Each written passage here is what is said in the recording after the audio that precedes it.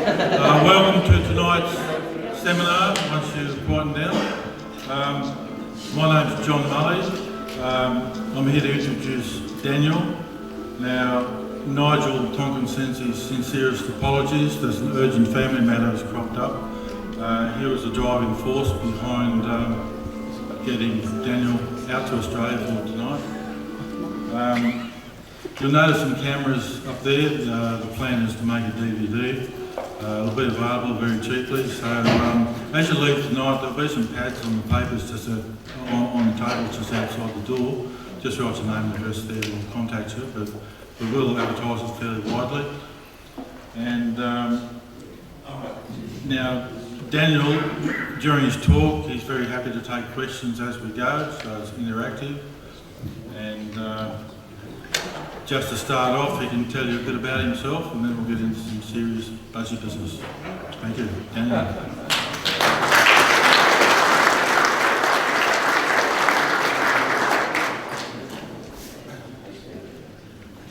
Okay, hello everybody.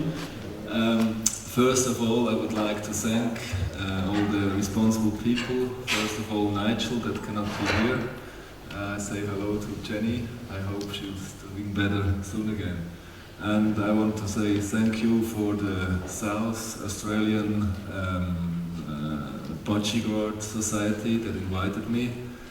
I should have come with my family, but because of different reasons we changed our plans. We are coming back in October and doing exactly the same travel as we wanted to do, but I came here, as you saw, alone.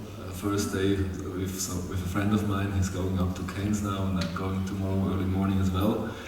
And yeah, I want to say thank you for those wonderful stays. I could stand here. It was very interesting for me. I could see, I've never seen a system with camera and computer, and the judging system was very impressive for me. I think we can take a lot over to Europe, and I was judging and giving lectures in different countries in the world, and I think the way you are doing it is the most professional concerning internet and live stream and things like this. And a few hours after the show on Sunday was finished, you already have a superb catalogue with all the information, all the winners. That's really well done. Okay, I was invited to talk a little bit about me and my birds.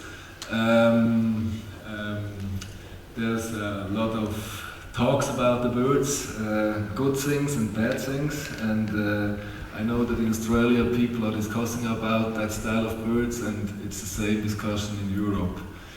Some people like that style of bird, some people don't like that style of bird. I want to start with this picture. That's one of my cocks. It's 5 years ago, the picture, it's an old picture. The little sky hen, she flew, she was flying around the garden for a few days, and finally I catched her, and she was a certain time in my aviary, and it was nice to see that from the behavior she was about the same like the big ones. But yeah, you could see that in 150 years there was a dramatical change concerning the body, concerning the feather, and I was shown this picture today to Mick, and he told me something interesting, that actually this, when you compare the size of the beak and the size of the beak here, that's about still the same. And when you look on the feet, well, you cannot see them, but it's also about the same. They didn't change too much. The skeleton, well, of course, the skeleton grows as well, but that was very interesting to hear that when you compare this to this, there's no big difference. It's still about the same. What changed, of course, is the complete head. And yeah, I want to try to explain how I went step by step to get a bird like this. First, I would like to show you where I live, and well, maybe because everybody knows my homepage, maybe it's boring. Who knows my homepage? Who has been on my homepage? A few, okay. Okay. I live in a little village in Lutolf. That's the city where I grew up. And we are, since 4 years we live in a nice house. That's one of the cellar rooms where I breed the birds.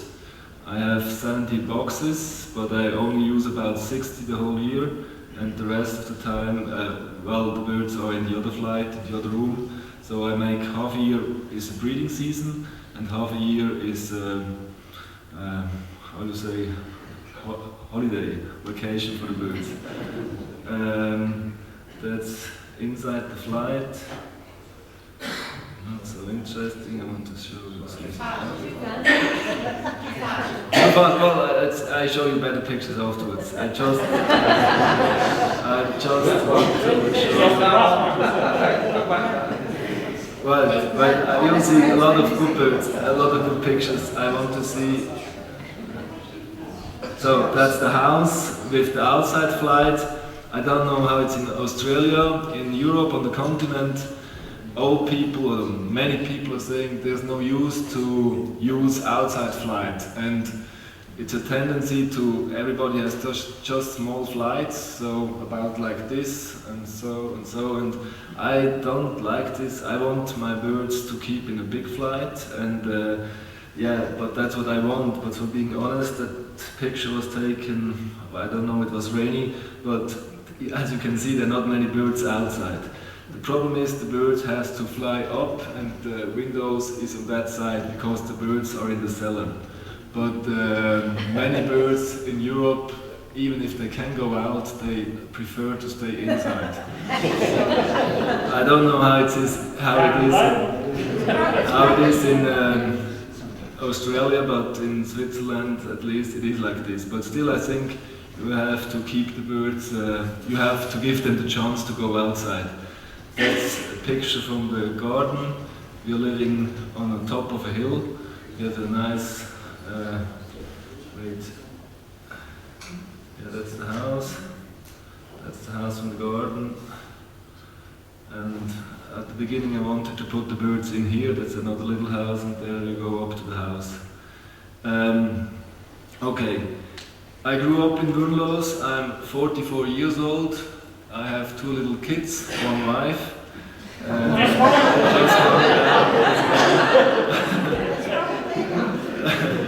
And wait, I teach normally at school. I'm a secondary school teacher, and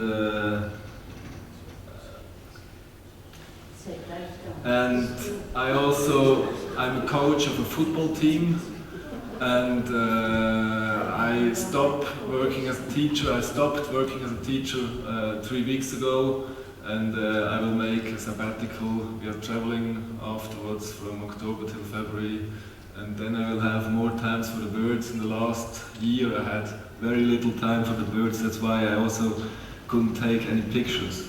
To take pictures like they are, you need time. Not all the bird sits all the time like this. It's just when you have to put them again and to put them again, and then once they are ready, they don't want to look the way you want to look. It takes a lot of time to do this, and yeah, next year I want to put new pictures on again. Okay, so that's about what I am. Now, I got a few questions about breeding birds, and it's all about the same. How did I breed the birds I have nowadays? First of all, I have to tell you, I started 33 years ago breeding budgies. So I'm not that old, but I'm breeding for a long time birds. So I have lots of experience. I bought hundreds of birds in my life. Most of the time it wasn't useful, but sometimes it was useful. If I wouldn't buy those 100, let's say from 100 birds I bought, 95, 60 didn't breed or 50 didn't breed, 30 didn't breed anything useful, and there are probably 5 that were useful, that put anything into my birds, that brought me on a different level. but if I wouldn't bought those 100 birds, I wouldn't have those 5 that brought me ahead. And I started with birds from Heinrich Ott. He's an old breeder from Switzerland, and he went to England many times in the 70s. He went to mainly Ormerod Sodler, some of you will know them, Eric Lane, and I don't know all those people. I only knew Doug Sodler for myself, great man. The other people were Heinrich Ott, my mentor, had the bird from. I didn't know, they were gone, or I was too young at that time. In the first few years I was just putting birds together for fun, for those small ones, the pet birds, violets to lutino, just to see what goes out in color.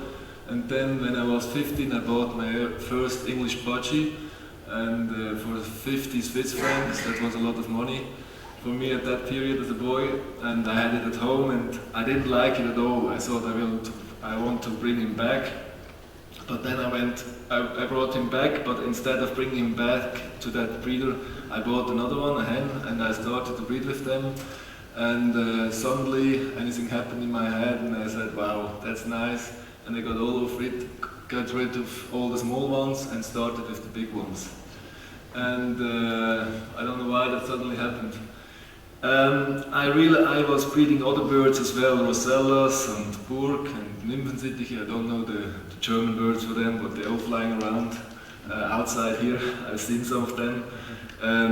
But I realized that the budgie is the only bird where you work, where you don't just breed and colors, where you are working here.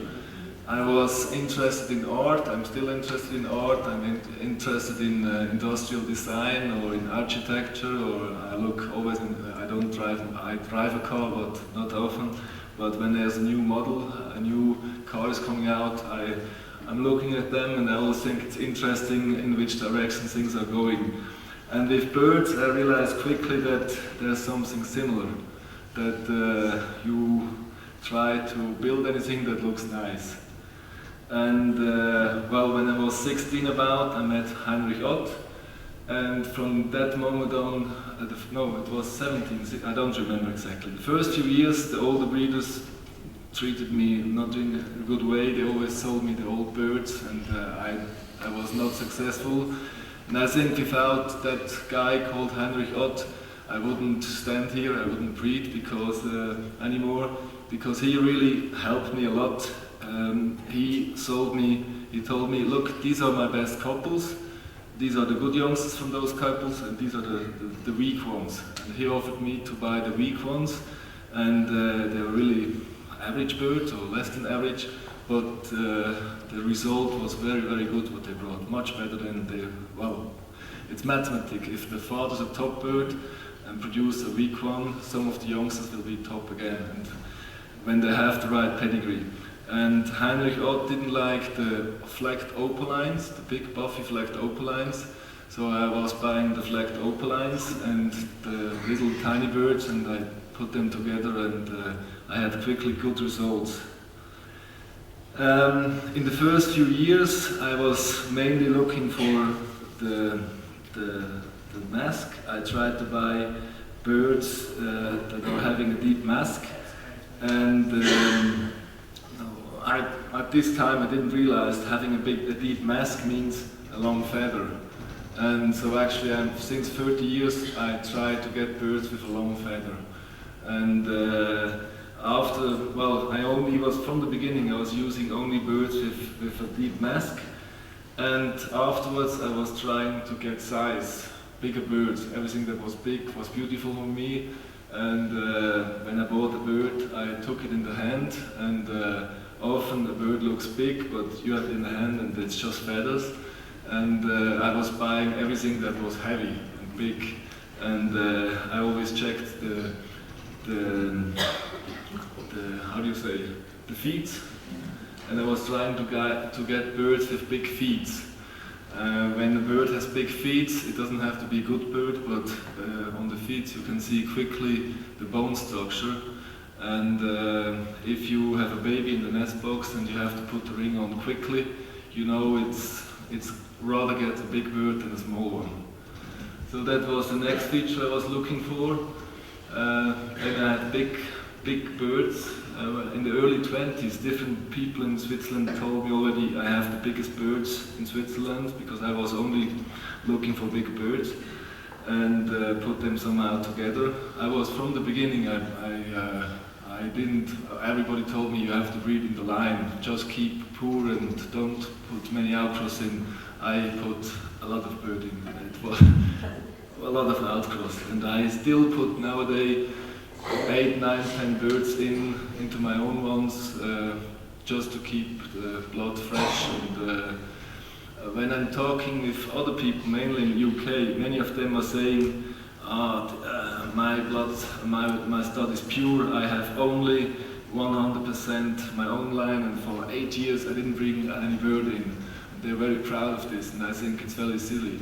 I think you have to bring in new blood every year, and birds that I bring in, normally I make 1 or 2 rounds, then I sell them again, and with the youngsters I going back into the original stuff, so I have 75% from my own blood again, and yeah, like this it works good. And many people in Europe have a lot of feather troubles, and I cannot say I don't have feather troubles, but I have little feather troubles, and I think that's also a reason because I rather go far.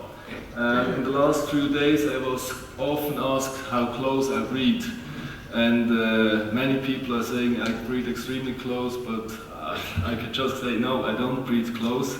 I made some years ago, I put father to daughter without knowing him, and I bred an outstanding dark green cock, 8405. That was a famous bird, and he was the father or grandfather of the whole cinnamon family I still have. And but that was an exception.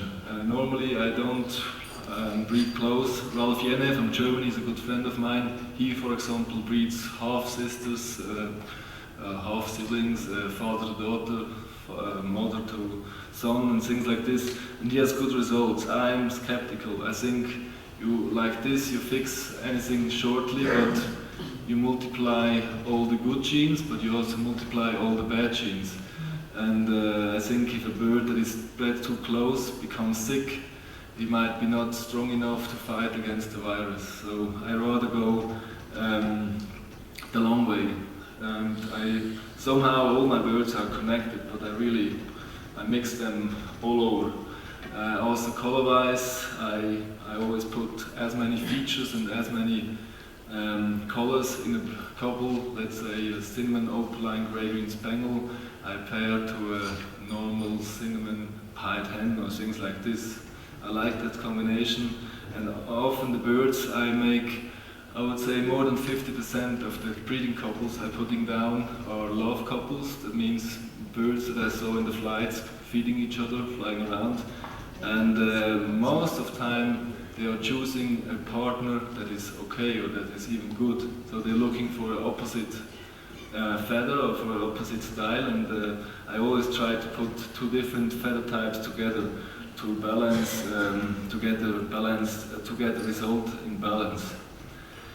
After a certain time I was realizing, that was in the late 90s, that some of my birds started to get, that's not a good example, that bird doesn't have it.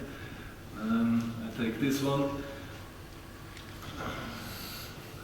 I started to realize that some of the birds are getting the feather here down. And that's what's called directional feathering. Gel Pinks called it the buffalo look, and it happens. It appears in my birds. The first bird I saw it, I was looking for it, I couldn't find it. It was a cinnamon opaline grey-green hen. She was extremely going down, and in the following years I tried to get as many birds with this feature, the feather going down here. And when people are coming, especially from Australia, they're saying, oh, your bird, they look completely different to what we have, and they don't know what it is. And they say, why do they look so different? And I think the main feature that makes them look different is that the feather doesn't go up here, like most, well, the English style of bird, they're going up here. It goes the other direction. From the seer, it goes down.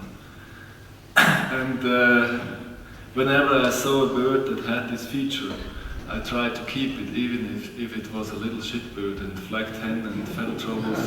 Anything that had the feathers like this, I tried to buy, and I bought one from a beginner, a bird in the 5th class. People were laughing, but it was an ugly bird, but the feather was going down. And so whenever I saw a bird with that feature, I tried to buy it. And it's not a dominant feature, but I can say I have every year more birds that the feather is going down like this. And I would say, at least in Europe, that's the feature most people are eager to get. And yeah, I have it now. I think I have it.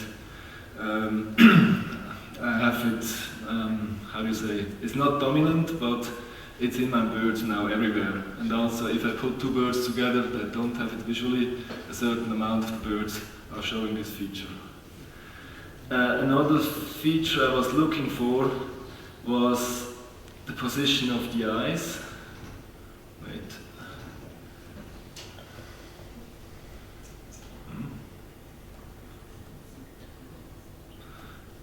It doesn't work anymore. Well, it doesn't matter. I explain myself. Most birds, also over here, the position of the eyes is close to the beak. You remember the birds you've seen at the beginning, the bird that I was catching from outside, the wild sky hen. You see the eyes when you see in front of them.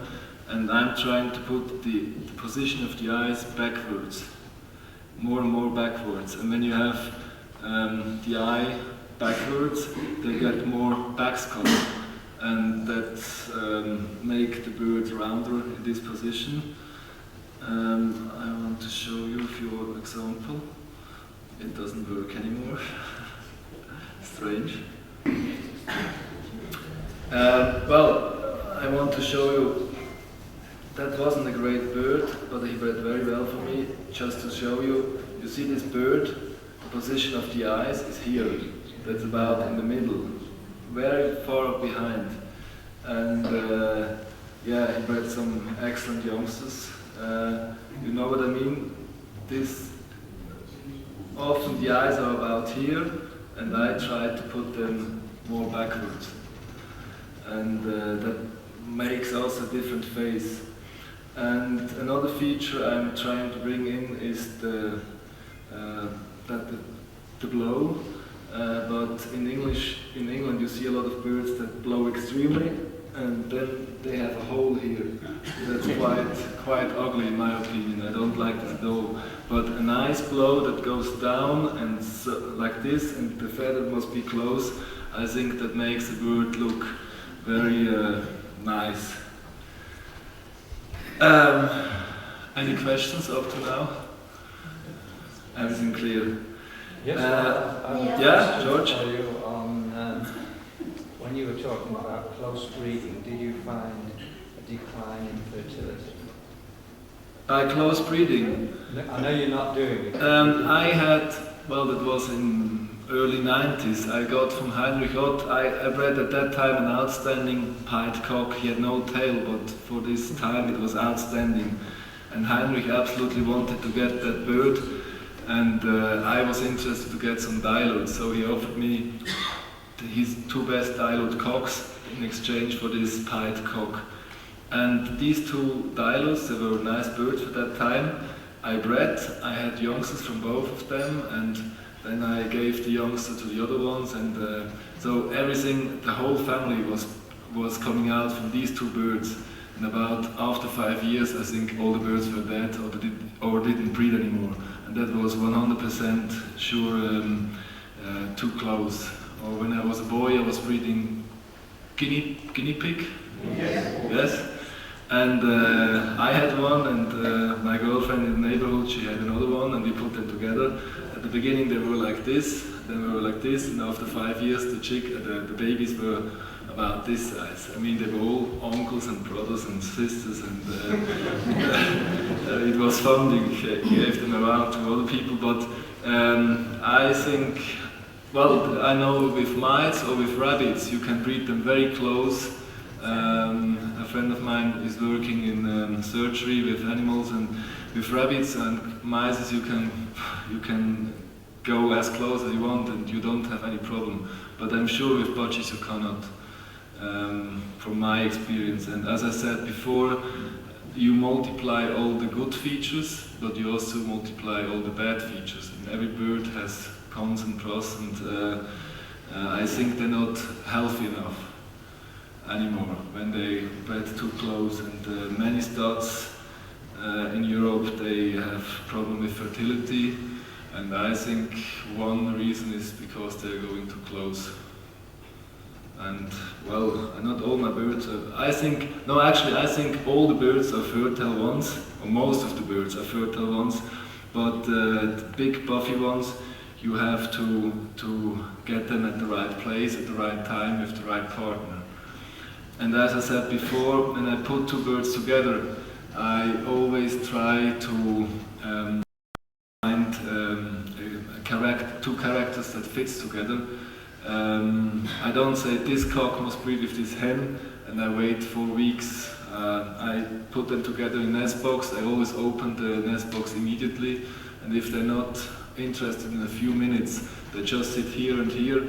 I take the cock or the hen out and change.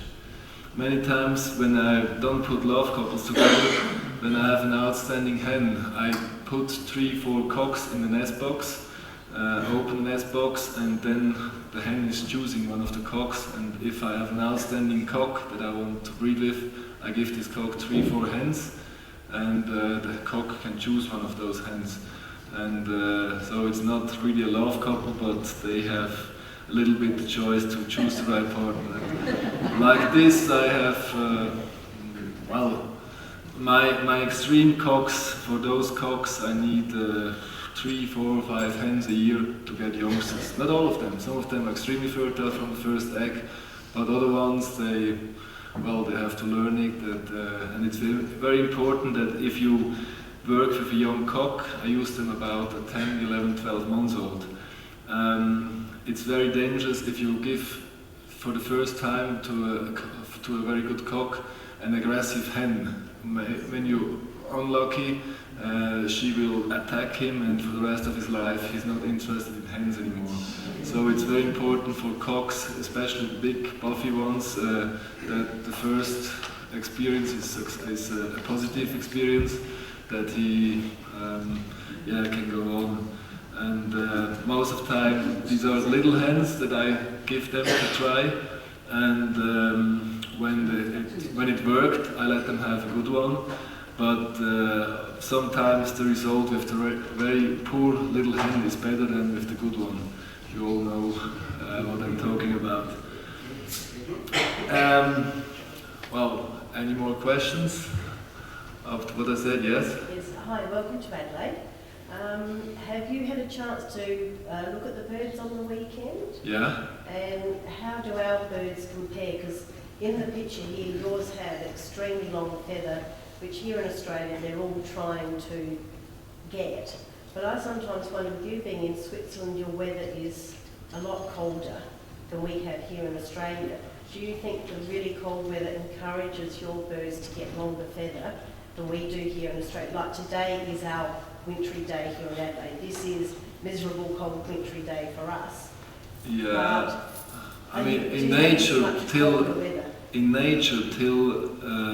any species get used to the climate circumstances, it takes a few thousands or a few 10,000 of a few 100,000 of years. So I don't think there's a connection with the climate. I mean, if you go to Scandinavia, Finland, Sweden, Norway, Denmark, there's a lot of budgie breeders, and they have a short summertime and the long winter time where it's very cold, but they don't have a longer feather because of this. I think it's only selection, not because of the winter. We have now, I was speaking with my wife, in Switzerland we have no, not today, but the days before we had over 30 degrees, so we also have hot summers. And the winter... 50 degrees is hot summers.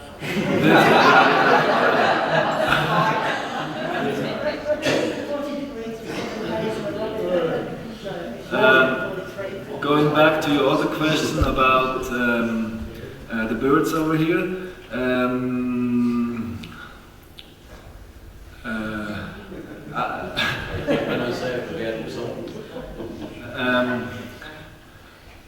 I saw not a lot, but I saw some 20 very good birds, I would say. Maybe 25, maybe 18, I don't know. But the average quality, I just seen the Saturday, I was seeing the birds, the Winnie birds, and I could see the birds for Sunday in the cages over there. There were also, again, a few very interesting birds. But the overall quality on shows in Europe is much higher, because some of the top birds, they could fit in Europe, but the average quality is much deeper, I would say. Maybe somebody else would say something else. It depends which features you're looking for. For example, the crests over here, the crest class, I'm breeding crests at my place at the moment with very little success. You need to breed 30 birds to get a full circler, and the rest is not so interesting. So the crest, for example, was a good class. The fellows I saw were very good. The clear wings from the color are much better than we have over in Europe. The heads are bigger in Europe, but the color is wonderful. I saw some nice recessives over here, and also normals. I remember there was a grey-green cock. I think it became second. That could do well in Europe. I remember the grey. I remember the grey cock, a light green cock, double-factor spangle. I remember the grey-green pied cock. I remember a yellow face, grey or sky cock. I'm not sure. I remember an opaline. Yellow face sky cock. I remember a nice Texas clear body opaline cock, and I remember a few birds more that are on a good level. But I realized that the best thing, I mean, people are telling me for years that soon the ban will be lifted, but I don't really believe, or well, I don't know.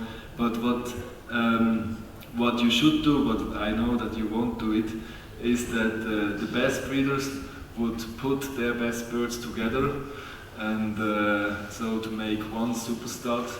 And I think all the features are here. You have this, you have this, you have the position of the bird, you have, I was before at Nigel's place, he has some interesting feathers, but you need to put them together. And I think, I just realized how big Australia is, and your neighbor might live 600 kilometers away from you. And when I fly 2 hours, what's nothing here, I'm almost in Moscow, or I'm always in the north of Africa, or up in Scotland. So Europe everything is much smaller. Switzerland is 300 kilometers like this, and 400 kilometers like Except this. the budgies. The budgies are a little bit bigger, yeah, that's right. And I The budgies think are bigger because the countries are smaller.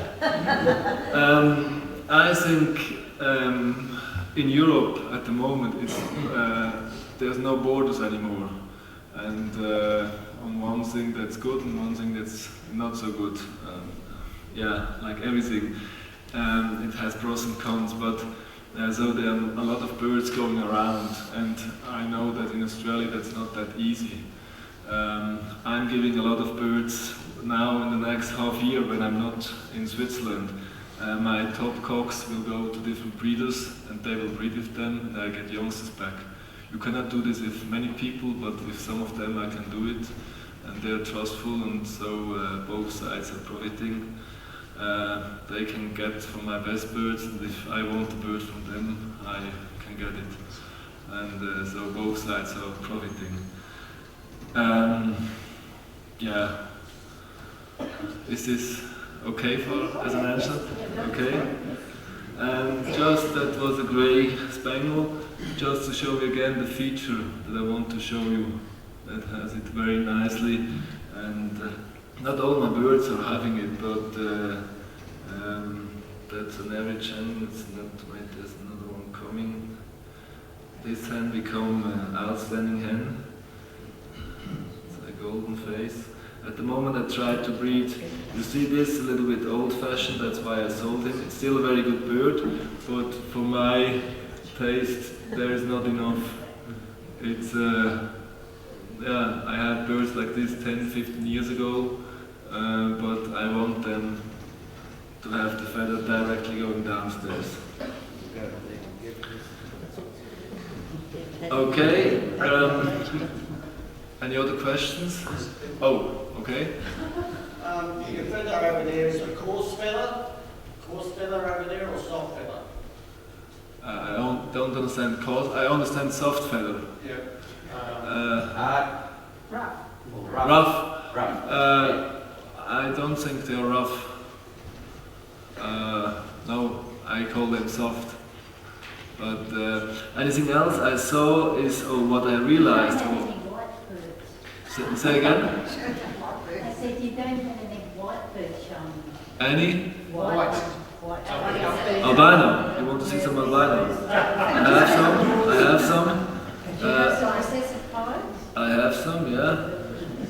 I just want to show you something. I mean, I was asked whether I use steroid or anything else for my birds, and that rumor is going around in Switzerland, in Europe as well, that I use any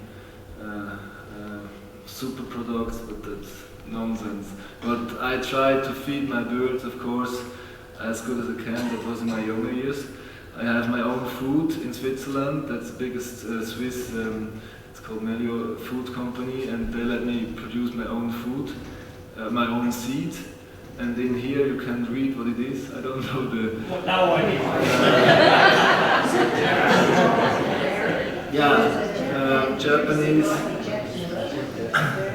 But what I think when I studied your food, your seed is, in my opinion, there's not enough. How do you say? Canary. Yeah, wait.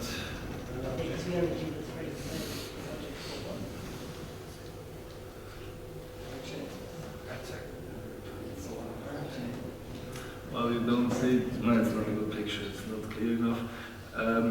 I think you don't have enough proteins from my point of view. Yeah. You don't have enough proteins, and you don't have enough carbohydrates in the seed what I saw over here. Well, the seed don't take me, what the seed what you're feeding we also can get, but that's the cheapest. Just maybe I'm talking nonsense, but so what level of protein are you looking for in percentage? I don't know, but it's some of the things in here, for example, niger or hanf, it's a lot of oil in it. And I mean, birds have only 6-7 weeks. My birds, they need much longer to stay in the nest box. In book it's written 5 weeks. My birds, the big ones, they need 6.5, 7 weeks till they come out of the nest box. But in those 6 weeks, they must grow very quickly. So, certain breeders, or many breeders in Europe, they're giving a certain time excellent food, a lot of things, and then time nothing. My birds get the whole year the same food. They got the basis, I would say 80% is seed, 15% is millet, red millet. It's very important. All my birds get all the time red millet as much as they want, and I feed them everything natural, carrots, vegetables, salad, corns, fennel, beetroot. Beetroot. It looks ugly, but birds like it. I feed spinach, different salads. I feed them things from the. We have a huge garden with 5,000 square meters, and there is different. I don't know the English words. Different grasses growing, and Löwenzahn. Anybody knows what means Löwenzahn? It's a yellow flower. It grows everywhere. Dandelion. Oh, yeah. I have no idea what's the English word, but I'm feeding things like Yellow, this. and it comes out, Yeah. flows away. That's and about every month all the birds are getting trees from outside. Hazelnut, and Buche. Whoa, I don't know what's Buche. These are the two trees that I know for sure that they're not dangerous for the birds. And I also feed them apple trees that are not sprayed, exactly. Yeah, so that's about feeding. I will show you afterwards a movie where you can a little bit see more about feeding. Anything else, I'm 100% sure that it's excellent, is this stuff. It's called Fonia Paddy. It's very expensive. It's coming from Uganda in Africa. I tried to get it directly to my place, but no chance. So I have to buy it from Netherlands. That's again a seed, a grass seed, and it's. I don't know why. When I feed this into my birds in my bird room, all the birds want to eat just this, but it's so expensive. So you have to feed other things as well. It's a natural product against coccidiose, and the bird can eat as much as they want, and everything that's natural is not. You don't have to look for how much they are eating or whatever, and it works. And that's a product that I can very much recommend you. Is that all on your website too? That's on my website. If you go in under, where is it? Zucht. Everything, I have it in English. When you go here, you got, well no, it's not true. For example, this. It's in English, that's not, maybe certain articles are just in German. And Fonia Paddy, for example, exists just in German. I was too lazy to make the translation. So many things are also in German. Okay, there were a few more questions. Hi, I'm a crest breeder, but when I try to get length in the feather of the birds, then in Australia we have trouble with long-flighted birds. Do you as you've worked through your birds, do they have trouble with long-flighted birds in Europe, or how do you get around that with getting more length in your feather? I didn't understand the question. In Australia, when you try to get longer feathers, you can end up with long-flighted wings. Yeah. Do you have that sort of thing in Europe? Yeah. As you were trying to get the length of the feather on them? I forgot to say that in 2005 I brought in birds from South Africa, from Pat the Beer. They came from the Manikini line. I brought in 13 birds and just 6 of them bred, and they just bred 1 or 2 chicks. It was hard to breed with them, but I kept all the chicks. And I saw in South Africa they have like a mutation of very big birds, that Manikini stuff, and they producing long flights and long tails. And they have, in my opinion, there is like 2 mutations. One is ugly, the tail is falling down and the head is small, and the other one is very interesting to use.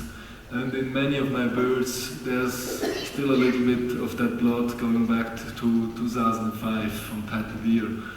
And when you pair Buffy to Buffy birds, like I have, there's a good chance that you produce long flights or long tails. What I don't think it's just not nice. But in Europe, there's a big discussion going about this. I think it's like a feature that you have, like everything, it's a feature that you have to handle. If you put, let's say, a long flight or a long tail bird into an average bird, the quality just explodes. We have much better birds afterwards. And I still produce every year a certain amount of birds that the tail is too long or the flights are too long, but I don't. I still think it's a great feature to work with, and I'm not afraid to use them. Have you got any pictures of the crest that you have tried to breed? Oh, they're so ugly. The ones you over here are really, I'm breeding with them now for 4 years, and for being honest, I don't think I make big progress. I started 4 years ago as well with clear wings, and I have them now in top quality, absolutely top quality, but the markings of the wings is rather grey and white. But the crest, for being honest, I wasn't successful. You see, I will show you afterwards a video, and there you see one crested hen. It's not great. Yeah? Do you ever have feather problems, like feather cysts that develop in your birds, where the feather doesn't grow and just turns into like... If anybody will answer, no, I have not, he's a liar. Everybody has feather troubles. As I'm sure that everybody has French mold. I know some breeders that have never French mold for 30 years, and I don't believe it. And the same is with feather troubles. Some of my best birds have no tail. I can show you some. And when I have a bird with, let's say, no tail, and I breed with him, and some of the youngsters have no tail again, I got rid of it immediately, no matter how the head looks like. I think I had, 15 years ago, an outstanding pied family, but every second bird, quality bird, had no tail. And the next generation, no tail, so I sold them all. And I think sometimes to go one step backwards is one step forwards. And well, in Europe, everybody breeds with anything, and I think it's silly. Let's say with dogs, you're only allowed to breed with the very best dogs that have no feather trouble, our dogs, cats, horses. Every bird, every species must be controlled, and only the perfect ones are allowed to breed with. I think maybe we should, it's not realistically, but actually we should do the same with budgies. Over here, from the birds what I've seen, it's not a big problem, what I've seen. I've just seen 2 studs. But in Europe, that's, I think, the biggest problem, that all those feather troubles. And again, I have feather troubles, a certain amount. That cock, for example, doesn't get a tail, but all the youngsters are feather perfect, so I breed with him. And if I see it's something in the family, I immediately stop. And as long as that bird had about, I don't remember exactly, 8, 9 sisters, brothers and sisters. All the other ones were complete. He was the best one, and he lost the flight, the wing, the tail after the second molt. The first was after 4 months away, and the second one after 12 months. And he doesn't have a cyst. I never breed with birds that have cysts. That's something else.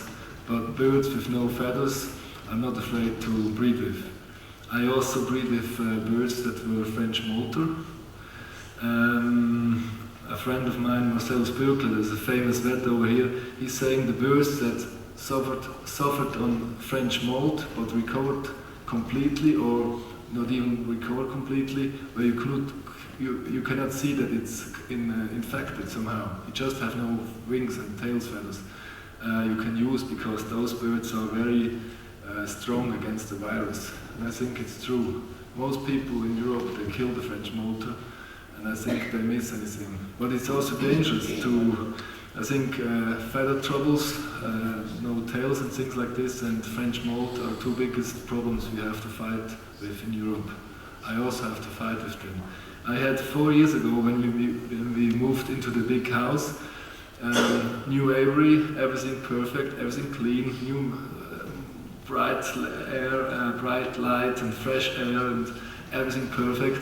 I moved the birds from the old house into the new house and I have massive French mold everywhere. For the first time in my life it was hard. And the second year I still had a lot, but not as many, and the third year I had just a few ones at the end of the breeding season, and this year, just before I left, I had the first ones, but just a small amount. And I'll see how they will develop. One is outstanding, and this bird, if he survives, I will breed with him. I will try to breed with him for sure. Do you do anything with the birds that have got French mold? Do you put them in napping glands or something like that to... I spray them with F10, and I put on ivermectin, and the feathers that are not okay, I take them out. That's what I do, but I keep them with the other birds, I don't separate them. And the Marcellus Berkeley, the famous vet in Europe, he started some years ago with breeding budgies, and he said he knew that French mold, the polyoma virus, is extremely dangerous. So he only bought birds that he checked that had no polyoma virus. And what's the name of the other virus? Polyoma and circovirus. These are two viruses that cause the French mold. And he said almost all the birds that he checked had, here's a Lutino, an albino. Almost all the birds that he was checking had the virus, but still he just used the birds without the virus. Then he was breeding half a year, and after half a year had a lot of birds with French mold. By only using birds without, whether he checked it and no French mold. And he says, and I believe, that almost all the birds, also the birds that you have seen here today, most of them are carrying the Circo or the polyoma virus. The question is not whether they have it, the question is when and how it comes to an outbreak. And I'm sure there are different factors that can help the virus to get an outbreak. It's a stress, like I told you when I moved in the new bird room. That was a stress for the bird, and woof, I had the virus. I'm also sure that if the nest box or anything, if it's too dirty, you have more French mold. If it's wet and hot in the nest box, it's wonderful atmosphere for fungus and any kind of virus to grow. So I always keep my stud clean, and the nest box must be dry, in my opinion. Also, when you have nest boxes with white, dry droppings, they are the birds that become top-class birds. When you have a box where the droppings are wet and dark, and green or anything like this, those birds won't become top-class birds. And I don't know, the crop is always full, but this one, here they are dry and here they are wet. And it's a big difference between the youngsters afterwards. And sometimes I keep just a few birds, just a few hens to feed. Because I know everything what they are feeding becomes good birds. And I have some cocks. I just sold one of them. He knows it. That wonderful bird, but whatever he feeds doesn't become top class. But when you take the youngsters away, they are top class. So he's feeding anything that is not.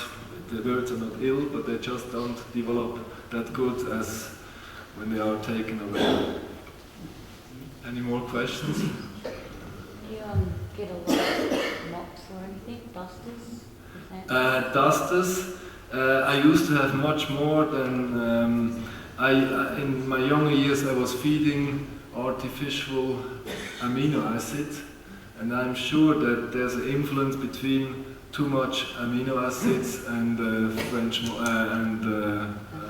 feather dusters. And I don't feed things like this anymore. I probably had this year 10 Before I left, I have 370 youngsters, and maybe 10. I don't know exactly. I don't wait when I can see that the tails, the long tail is shorter than the other feathers. I know it's a feather duster, so I kill it and I don't wait. Sometimes people are saying that's a feather duster, and I say no. Well, sometimes it becomes a feather duster, but it's a thin line between a feather duster and the outstanding superbirds. I'm sure there were a few birds killed that could have become superbirds. But I was told in my younger years that when you have feather duster in the nest box, you have to kill the whole family and silly things like this.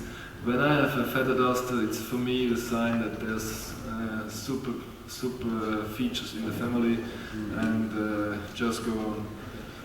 When you have, I know breeders that have lots of feather dusters, and I think they should change something. But I'm sure that it's too much amino acids helps to produce feather dusters. But also very small birds in very ordinary studs can produce feather dusters. It's not just that big birds produce feather dusters. Here we have a recessive.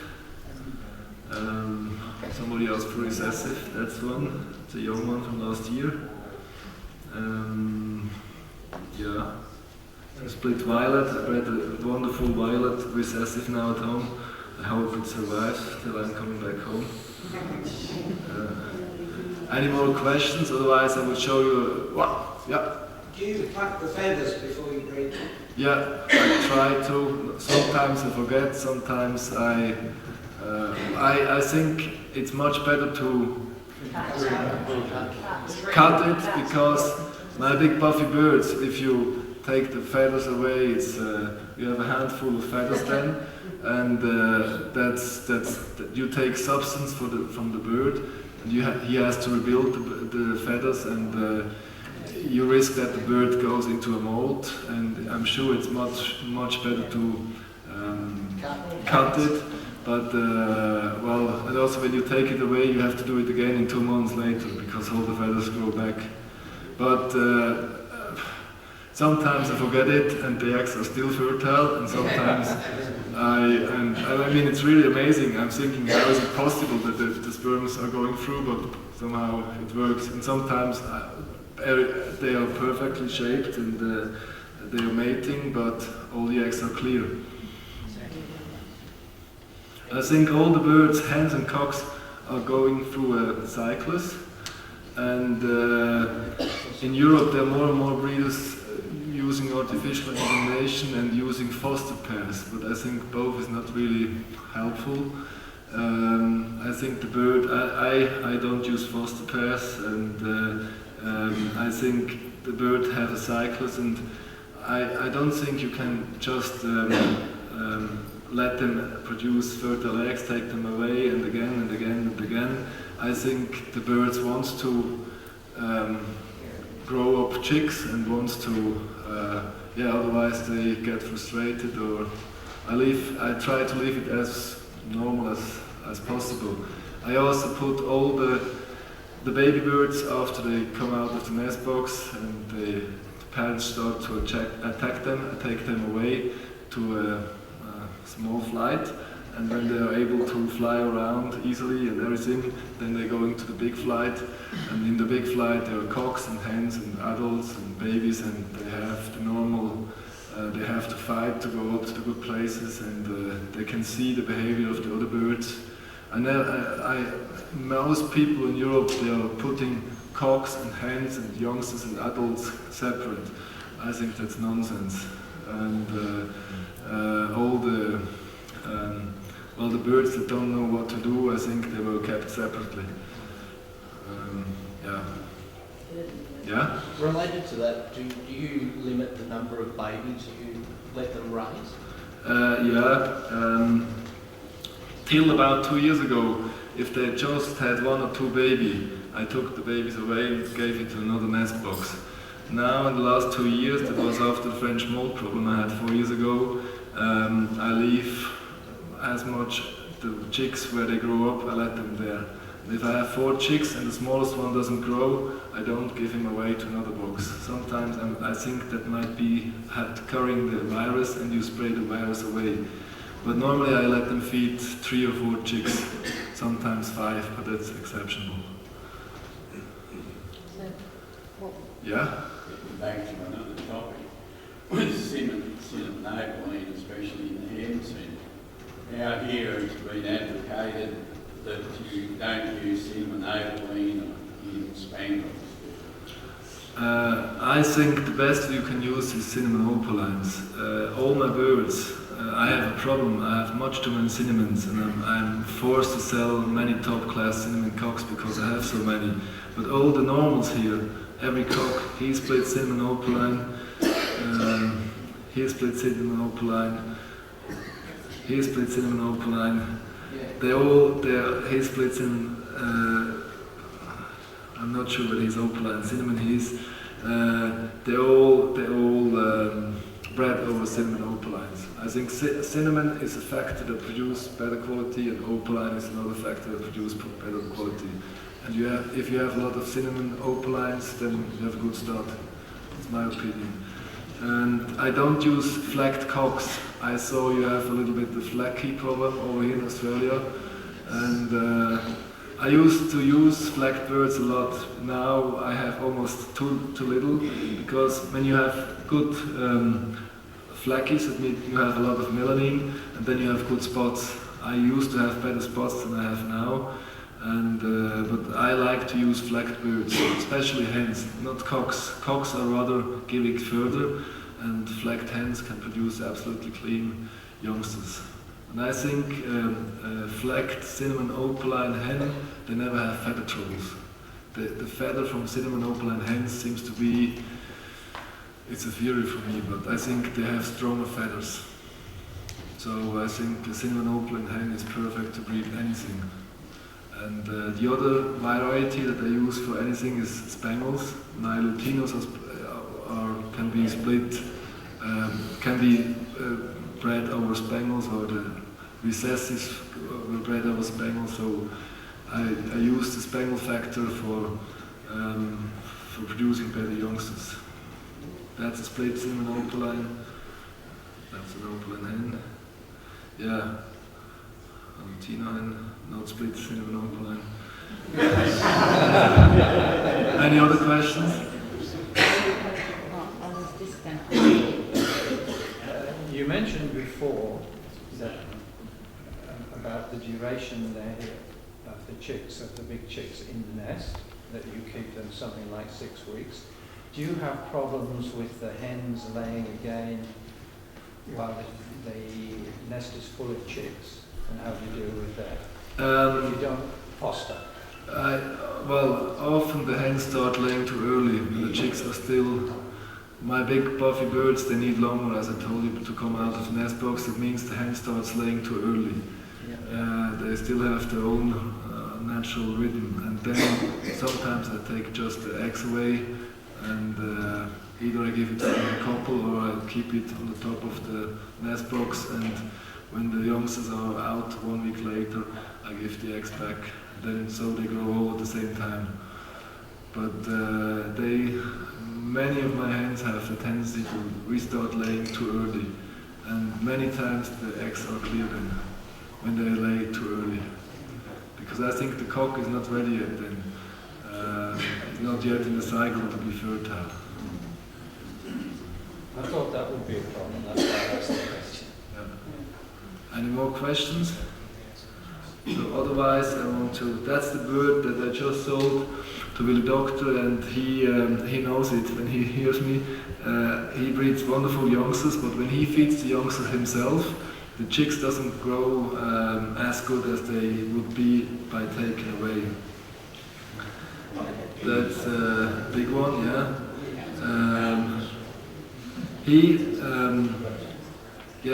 He wasn't as fertile as now by getting older.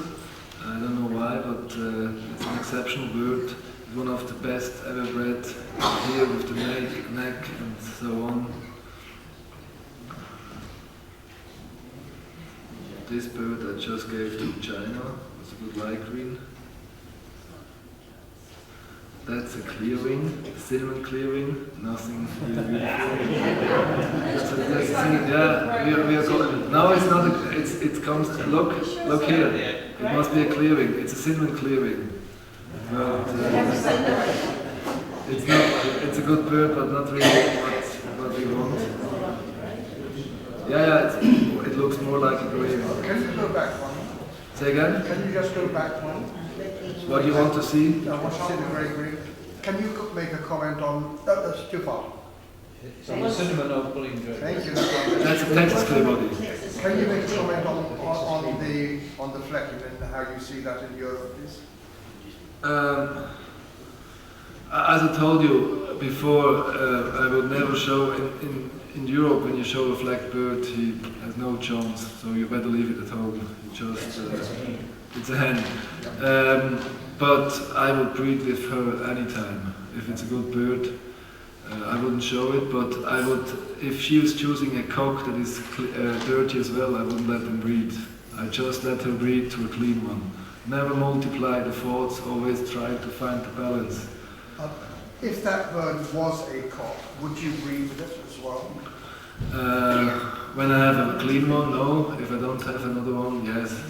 It always depends on what you have. But as I told you before, the cocks rather reproduce flecked birds than clean ones. No, than hens. Any more questions? That picture you had of your clear wing, here in Australia we're not allowed to put cinnamon into our clear wings. So how do you recommend we try and get some size in our clear wings without using cinnamon? Well, it's the question today. A Swiss breeder asked me, and how are the clear wings? I told him they are wonderful, but they are very small. And I was discussing 2 days ago with Calvin Kokoschke about the clearings, and he told me that he puts the small ones, the dirty ones, he gives immediately to the pet shop, and I give the clean ones to the pet shop because the clean ones are all small. And so yeah, it depends what you're looking for. Yeah, it's a thin line because, I don't know those girls.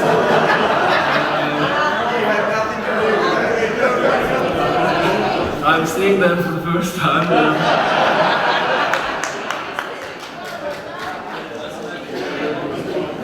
Always nice for Been away from home too long. So here's the daily food. These are different salt stones. That's natural earth. That's different sand. How do you say? Grit. That's small sand. These are salt stones. With this I give them regularly a lot of eggs. My birds are getting a lot of eggs. And here I make the daily routine every time in the morning. Well, when I'm at school I cannot do it in the morning, but when I don't work, I do it early morning the first time.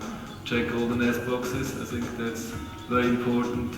When a hen died or when a hen left the nest, that you can react immediately. Can I just ask you why you open the cage door? What do you mean? Well, the actual cage door, Yeah? where the birds are, you open it, like if I was to do that one, would be like, gone. Oh no. Some of them are coming out, most of them are staying. These are our rings. That's the first time we have put rings. I take notes and anything. Yeah, I don't use cards. I have my reading book. But if anything I have to know, I write it directly on the nest box.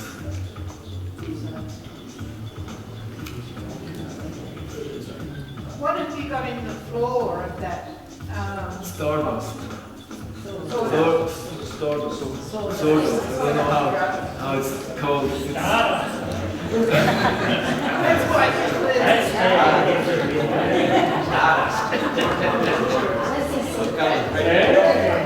That one's good. Daniel, you're going red. That's the mother. These are 2 babies. That's one of the best babies I bred. He will be an outstanding grey. He's now molting and he will become a super bird. Oh.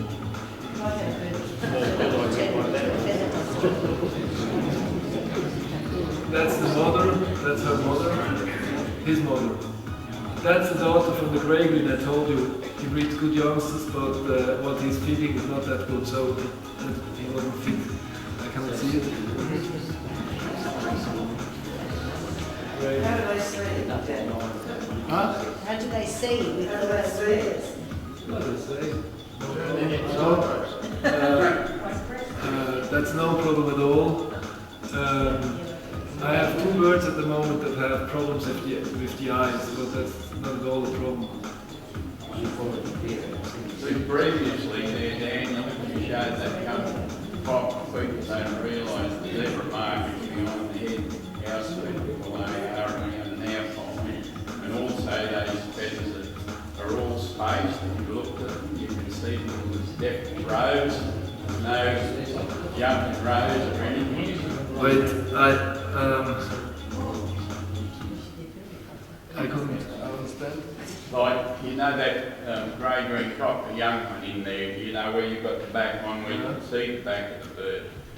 All of those zebra markings around there in the feathers, they're in rows, so you just go around, don't they? You notice that? The definition of their barrings in the backs of their heads, it's not smudged out with any other colour. It's black and yellow, black and white. As normal should be. It's just like furrows, really. Just go back to it. That's the parents of the grey-green baby that you just saw. Yeah. You're saying the markings are well defined. That's a bird I like a lot. You see, he's very. The hen is wide in the face but flat. The cock is always blowing. So again, a good opposite for putting together. So these are a few breeding pairs that I'm breeding with at the moment. The film was taken 2 months ago. That's some of the good grey green you've seen before. The other one was the show winner from our national. That's a split Texas clear body.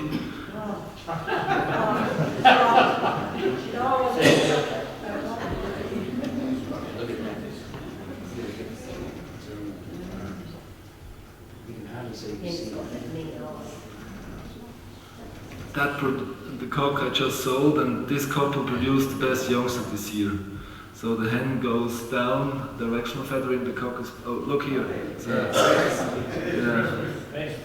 See, it depends where the loci of the crest is, what it looks like. I don't understand. The loci, the centre of the crest. Yeah. That's all right. There's nothing wrong with Where that. it is. There's nothing wrong with that crest to breed with. That's a split, it's not dilute what's written, that's a split clearing, this one. That's a split clearing hen, and they produce me an outstanding youngsters. Outstanding. Much better than the father, but rather grey on the wings again. That's an average hen, but she's the mother of two of my best birds I ever bred. You will see them afterwards.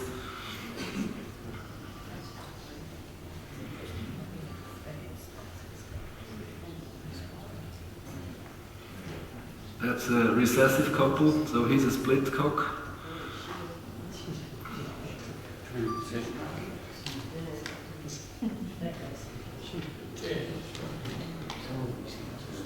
They're producing very nice chicks, mainly double factors. That's a baby from 2014, from April.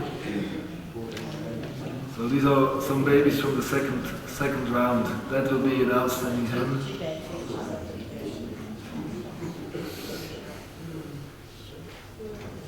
I will pair that hen up when I'm coming back in July. I think the big buffy hens, you need to take them early. In July she'll have 7 months, and I think she should be ready by then. That's inside the baby flight now.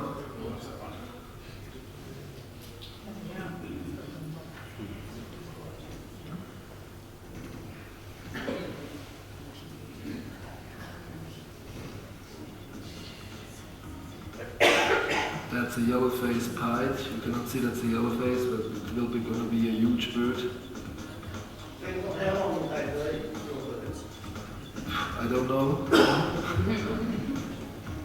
About like this, I don't measure them. People from Asia always ask how long are your birds, and I never measure them. How old are they when they stop breeding? Well, I'm selling them. I'm selling all the cocks after 2. Well, if I'm not happy with the result, that's the baby. It's not a good picture. He soon starts to molt. He's an outstanding bird. When I'm not happy with the youngsters, I'm selling a cock after 1 year, but normally I make 2 breeding seasons, then I'm selling them. And yeah, that's an outstanding, that will be a super hen. That's the national winner from last year. A baby Lutino, well, a young bird Lutino. That's one of my favorite birds. I think, well, very fast.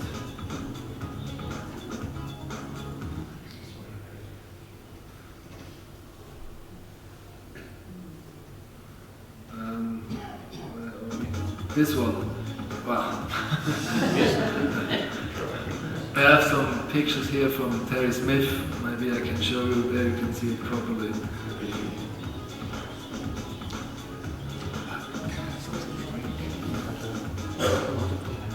That's a buffy hen, no eggs, no chicks.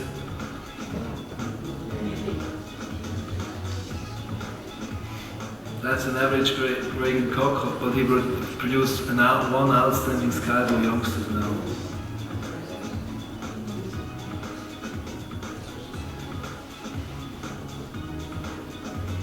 That's a golden face. He's now paired to a golden face hen at home.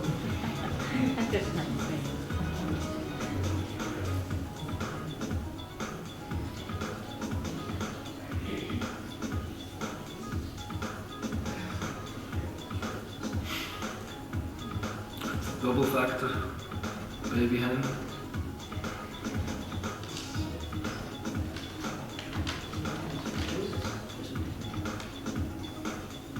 She bred some super chicks. This one as well. It's also one of my key birds.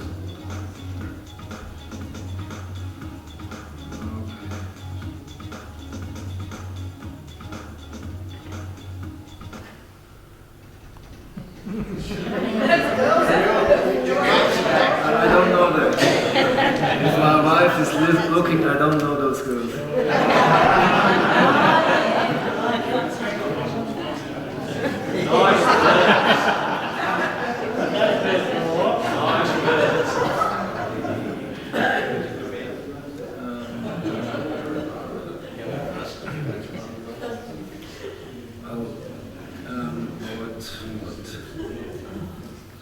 I need something to drink, but I can listen. Another question. Yeah. Do you link the development of the feather on your birds, and do you see feathers on the feet of your birds? Yeah. As you develop the feather? Well, 15, 20 years ago, I had some birds that mainly they were albinos and lutinos. They had feathers on the birds. And if you have this, you can be sure that you have a bird that has the tendency, thanks a lot, to produce buffy feathered birds again. So I like hens. Most of the time it's hens that are having little feathers on their feet. Do you see that happening now with many other varieties of birds in your own, not just the Eno variety? Well, it's not a feature that I have often, but maybe at the moment 10 birds when I start and have little feathers. But I think it's an indication that that bird is carrying genes to produce extra feathers.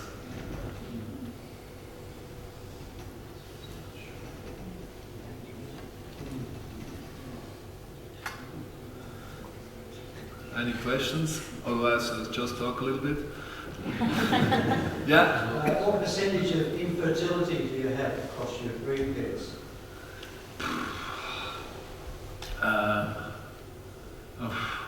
I don't write it down. I keep for my 70, let's say for my 60 boxes, I keep about 80 cocks and I keep about 160 hens. That means two hens for one cage. And some pairs, they just make 3 rounds and finish. And some other ones, they need to, well, if a cock is clear, that's why if you buy a cock from me, it's always more expensive than a hen.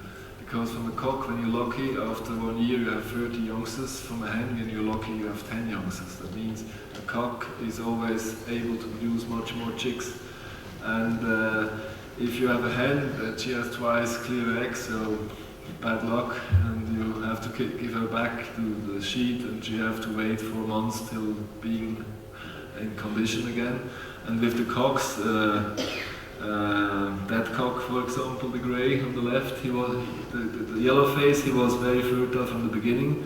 This one was difficult, and I had to give him a lot of hens till I get the first fertility. So yeah, you just must get the right hen to. I think most cocks are fertile once, but not all the time, and you must look carefully on the behavior of the birds when the birds are going outside or when the birds are upstairs in the flight and getting active. And sometimes I put big pieces of wood into the stud where they can build holes and things like this. So I look, are they eager to breed, yes or no? And I just paired up a few hens from January before I left, so they are 6 months old. And some of them I know they are on eggs now. And normally I use hens with 7, 8, 9 months. But I think some hens, they want to breed extremely early. I know that Reinhard Molketin had once baby in his nest box, and they were babies and they were sitting on fertile eggs. So they were about 10 weeks old and they already reproduced babies. And John told me today in nature they also breed sometimes when they are babies, they already breed again. I think most instincts from the wild birds are still in our birds. They look a little bit different, but the instincts are still the same. Yeah? With your outstanding cocks, do you have a tendency to use them over more than one hen at the same time? I used to do this in my younger years, and I ended always in a tragedy. Either the cock destroyed the youngsters or one of the hens destroyed the cocks, and I think the slow way is the faster way. That means one cock is with one hen, and when he's finished he gets the other one. I know many breeders that are putting the grey cock, well, you haven't seen it, it's an older bird. He's now sending bird, and I made this, it was 4 years ago, with this hen, and he was fertile and he took everything, but he was getting crazy and too much sex. No, he became a killer. When the hen had eggs or chicks in the nest, he went in and destroyed. Then I gave it to a friend of mine, and when he came back half a year later, I just let him down with one hen, and he never did anything anymore. And he's the father of some of the birds you will see afterwards. Oh, they're on the stick from here. They are not here yet. And Of course, there are some cocks where I would like to have more youngsters, but most of the time it ended somehow in a disaster. So I just prefer one cock, one hen. Yeah. I also, when I have a couple that just produce one fertile egg, some years ago I took the egg away and let them reproduce immediately again. Now I wait till the chick is hatching, let the hen feed a few days, maybe I give other chicks, and I just leave it. Instead of, when you have one fertile egg, I think it's worth to wait 3 weeks till they hatch. And not think, okay, I take another one. Daniel, would you like I'd like to continue.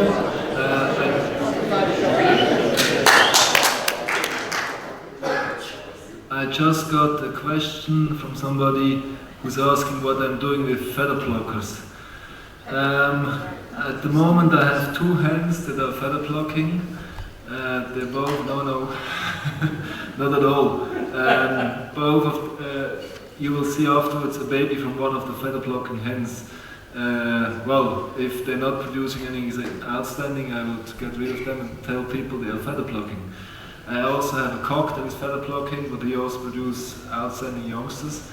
So I mean, it's a hen that is killing the youngsters. I wouldn't use, or a hen that is killing a cock. I don't kill them, but I wouldn't use it anymore because I'm afraid they will kill one of my best cocks. But well, when you know that they're feather plucking, I just let them feed for till about 10, 11, 12, 13, 14, 15 days. When you see, okay, now it starts, I take the big ones away. Normally they're wonderful mothers. I think feather plucking they are hens that are getting too early back into breeding condition. They want to breed and they want to lay eggs, because when you take the babies away, the plucked babies away, very soon they start laying eggs again, and they are fertile, and I think they are wonderful, at least the ones I have, they are wonderful breeding hens. So that means I just take the babies away and go on. And I think it's nonsense that it's something hereditary, that the youngsters are doing it again. So I have a few birds that are plucked and I cannot use for exhibition, but I don't care. And I work with them and I take the babies away after a few weeks. My old friend Heinrich Ott, he put some cream on the back that was tasting bad, so they had a bad taste in the mouth. But I just take the babies away and let them breed again. Okay, any more questions? I was told we have to stop at 8 o'clock so that people can go to eat. It's about 20 minutes. Okay? When you're wanting to identify the feather of a bird, whereabouts do you take it off the bird? I didn't understand. The length of the feather, how long, how broad, do you take it off the chest, off the head, off the tail? When you're looking at feathers, What do you want to study the feather? I never take a feather away. I used to do it in my younger years, but I think all the information about the bird, you have it in the mask. When you study it, that's a baby. You cannot. I want to show you the development of that bird. That's with 4 months old, and here he was 6 months old, starting to get through, and then here's 9 months old. He became a good one. He never produced good chicks. I sold it to England. But what I want to show you is when you see the mask, I think in the mask you have all the information about the feather. You see how long a feather is, and you see how wide the feather is.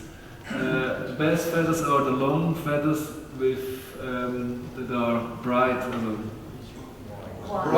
white as well. This cock, for example, good length of feather, but he must be paired to a hen that has round spots and short feathers, and that are to a feather structure that is wide. Then you have the right opposite. don't put a cock like this to a hen that has the same feather structure. Then you end up with ugly, puffy birds that cannot fly and things like this. So you must, I always, anything I pair up, it must be balanced. I always try to find the opposite. Is this about your question?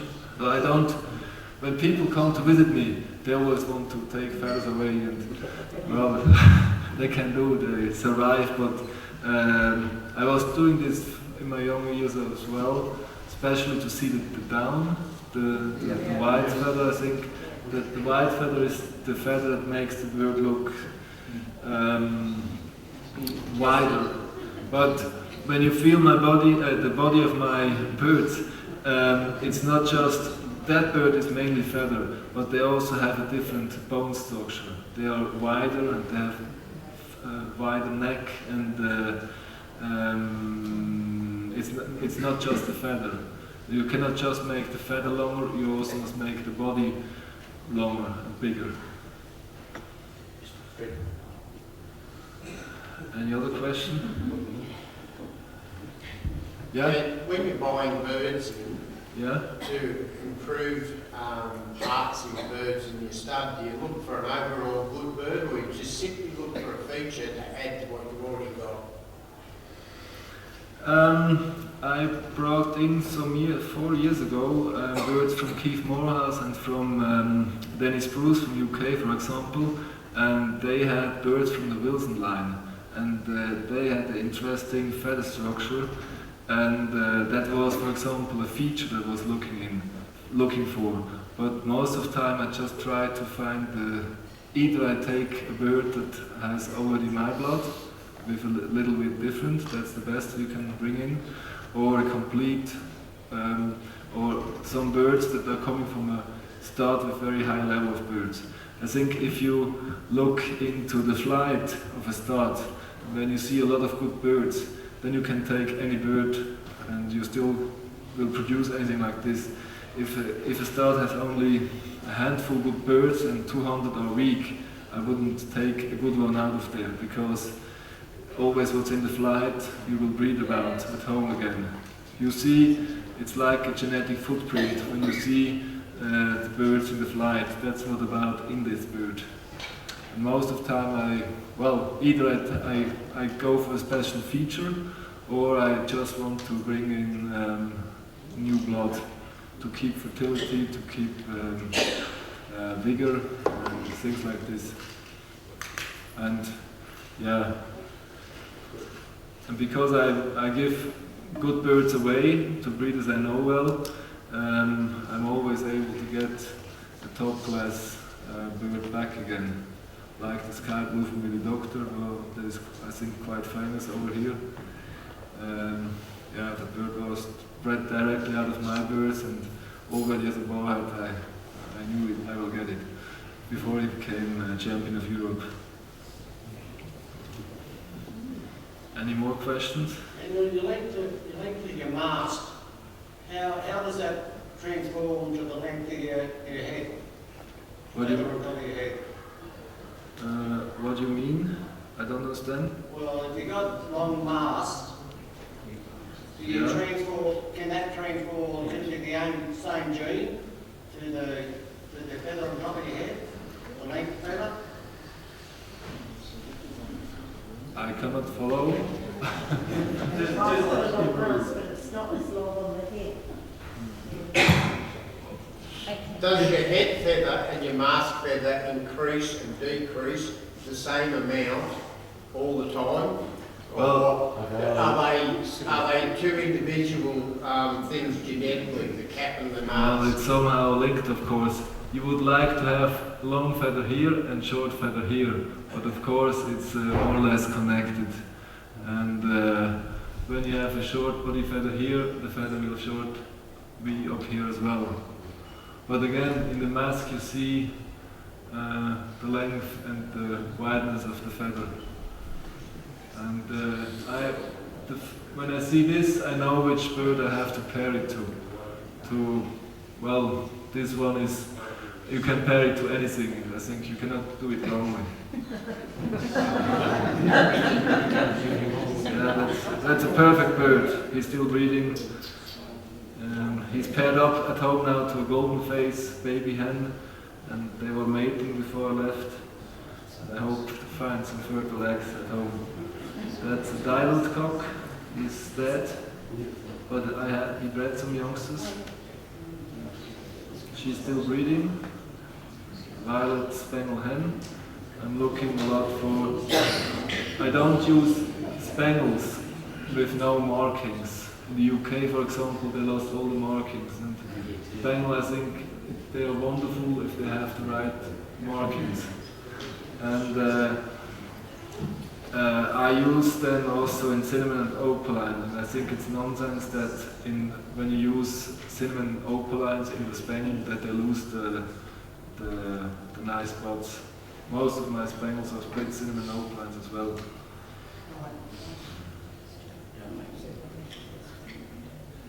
That's a recessive hen. Yeah, recessive hen. She never bred. And she's nice to look at. Well, you know, sometimes you think, oh, that bird will never breed, and he breeds, especially hens, and she breeds perfectly. And other birds you think, yeah, they will lay 6-7 eggs and they don't lay an egg. I think you have to try birds. You cannot say, of course, a big buffy hen rather doesn't breed, and rather a small hen rather breed well. But I think you always have to try it, and I would say 10 of my super hens, 2 are breeding perfectly. 5 won't, 3 will breed a few. But the birds that bring you ahead are not the big buffy hens that produce you 3-4 youngsters a year. The birds that brings you ahead are the birds that breeds in 3 around 15 youngsters.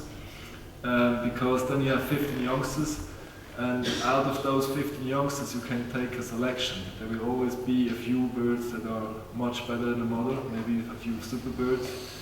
And at school we were learning that you need to get 16 youngsters, you know, 4, A, B, A, C, A, D, and to get the right features put together. I think that's not a stupid theory. I mean, the more youngsters you have from a couple, the bigger is the chance that on one bird you have all the features together. Breeding budgie is, how shall I say, it's like putting a puzzle together. You must put a little bit from this, a little bit from this, and some of the birds will look like the way you want them to look. Daniel, before you go off that spangle, yeah. I noticed that's a different shaped head to what most of your birds are. This bloke here, he doesn't have any outward lift. He flattens off at the front. And I know we noticed that in a lot of pictures of some of the birds you put out. How that flattens off like that. Straight up instead of out. Straight up instead of out. Yeah, so it's not coming out like that. It's just looking back. Well, it's just he has good feather. He has good blow when he blows. Yeah. There he's not showing. Well, not as much as some others, but he has good blow. He's still breeding. You saw him before on the video. But he's not the bird he used to be. He's getting older now. But I still have 2 or 3 chicks this year, I think. Daniel, do you use the same pair again the next year if they're producing something? Yes, and all the cocks that bred successfully, they going back into the same nest box. And if a hen and a cock bred successfully, I reuse them, but sometimes it doesn't work at all.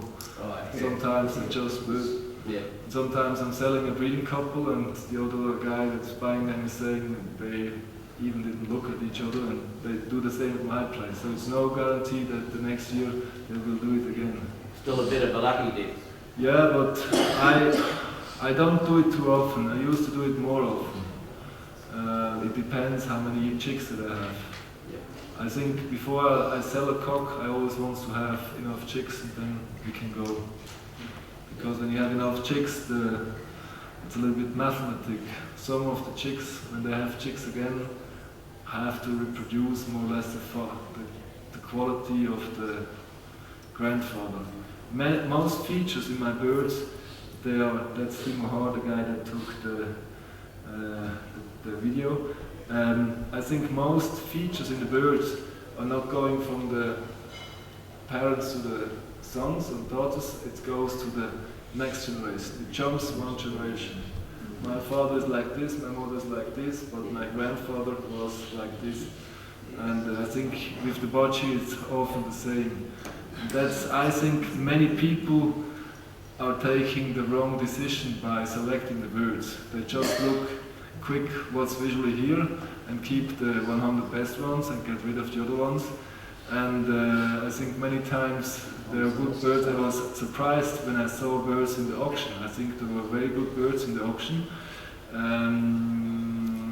that I would breed with anytime, and they were much better than what I've seen on the show. That was just my impression. Also yesterday there were two Simling Greys. I don't know who was the breeder. I just saw them in the other room, and I would certainly put them first and second, because they have a modern face, wide face and directional feathering, and they were judged 4th and 5th. And Judges are one no, I think the selection, when you make the selection, this one can stay, this one can go. That's the most important part of the year. So you can say, I go in this direction or this and this. And I think many people make a lot of faults then. Because when you have a super bird and you just breed your 2 chicks, the chance is big that the 2 chicks are average or less than average. But these are the birds you have to keep because they will reproduce the chicks, the quality. And if you have 10 chicks from a super cock and 2 are lesser quality, so you can get rid of them. But don't get rid of them when you only have 2. I mean, that's the way I do it. It doesn't have to mean that it must be like this.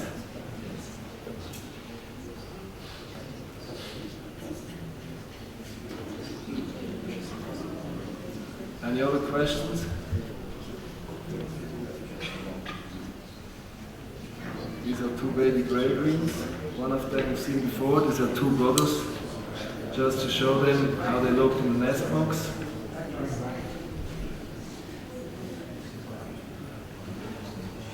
That's the same. These are brothers. It's 643 and 630. It's the end of the breeding season. That's the same one. That's with 6 months. 2 birds with 6 months. This one that is shorter feathered already gone much further, and this one with 6 months, it just started really to molt. Then that's I think 7 months or 8 months. He's coming. And that's now with 9 months after finishing the second molt. That's the same bird as we have seen before. His brother produced much better birds than he did. It's often, when you have the chance, nobody is selling his best birds.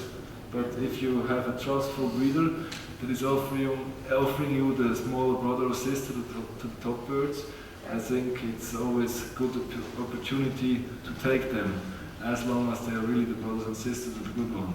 Because many times the lesser brother produced the better chicks than the very good one. Yeah? Do you use vitamins in your water? No, but well, no artificial ones. I give into the water twice a week vinegar, apple vinegar with honey in it. And I give them regularly fresh lemon and fresh oranges. So there's plenty of vitamin C in it. And I feed so many fresh vegetables. There's plenty of vitamins in it. I'm sure that when I go to a show, I see people buying all that stuff for hundreds of dollars or francs or euros or whatever. And instead of buying that stuff, I think you better buy fresh vegetable. I know a few breeders that use a lot of vitamins, and they all have plenty of cysts. I'm sure if you give them too much vitamins, the birds rather grow a cyst. And how do you give more protein, like for the bigger feather? Do you add more protein, like you said, you give eggs? Well, eggs is a bomb of proteins. So you don't add any other protein in your... I'm using since 2 years a product from, well, I got it in Germany. I don't know the name. The base is on fish meal, or fish, anything, it stinks. And the birds had to be used to it. It's a product for reptiles. And I got it from Marcellus Berkeley. And what's his name? Do you put that in dry seed? No, I give it under the eggs and the soft food. I give about twice a week soft food and twice a week soft food, and twice a week I give them salted oats and other salted seeds. That's not in summertime. I think it's very dangerous to give this in summertime because it's a paradise for fungus. So at the moment they just get it dry, but when it's getting colder again, they're getting almost every day. It's quickly done, and I'm sure it's good food. Well, if there's no more burning questions, we've probably got one more burning question. When you breed your Danish, you put Danish to Danish, or you split? Recessive. Well, whatever you breed, you have to go over split. If you want to make advance, you have to put the best normals in, then you make progress. If you just, well, it's easy to pair crest to crest, but they stay small. And clearing to clearing, you got nice colors, but you don't make progress over here. So I also with Lutino, normally I make one round Lutino with Lutino, and the next round I put the grey green or an olive green in it. And then the next year and the same with recessive. 1 year recessive to recessive, or I didn't show you, but I have a lot of pictures from my breeding pairs that I was using the last 2 years. You see, it's most of the time it's a split bird to a whatever, recessive or whatever. Well, I think it's time to bring the session to a close. Maybe you can catch up with Daniel later. Well, okay, one more. These pictures you've shown us of these birds, are these the birds you put into shows? Some of them, yes, but I won't show in Germany anymore. I'm just showing in Switzerland, and we have the baby show and the national. So mostly baby shows? Well, it's a one-day show, and the national, you bring the birds on Saturday midday and you take them back home at Sunday 4 o'clock, so they're 1.5 days away from house. And there are many shows. The World Show where Henry George is judging, and it takes 2 weeks. The birds stay 2 weeks in a little cage, and I would never do this. And I think the shorter a show is, the better it is. I thought, oh, what are you doing with the birds 10 a week in that little cage? But the system where you make with the cages, because in there they feel well and they can eat. In the small box they don't eat, or almost don't eat, and if they are together in a group, I think it's a good system how we're doing it, with keeping it in the group together and then just for a few hours in the show cage. Well, thank you, Daniel, for sharing your many insights over the last 2 hours.